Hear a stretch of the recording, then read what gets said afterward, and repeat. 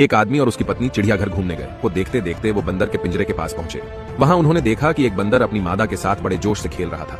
यह देखकर पत्नी से अपने पति से कहा, देखो कितना रोमांटिक जानवर है, अपनी मादा के साथ कितने प्यार से खेल रहा है। तब पति चुप रहा। तभी पति पत्नी आगे गए तो उन्हें शेर का पिंजरा नजर आया।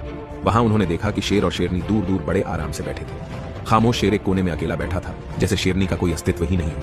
यह देखकर पत्नी ने थोड़े दुखी मन से कहा, कैसे जानवर है, बिल्कुल अलग ही बैठा है, जैसे शेरनी को जानता ही नहीं। इनका आपस में बिल्कुल प्यार नहीं लगता।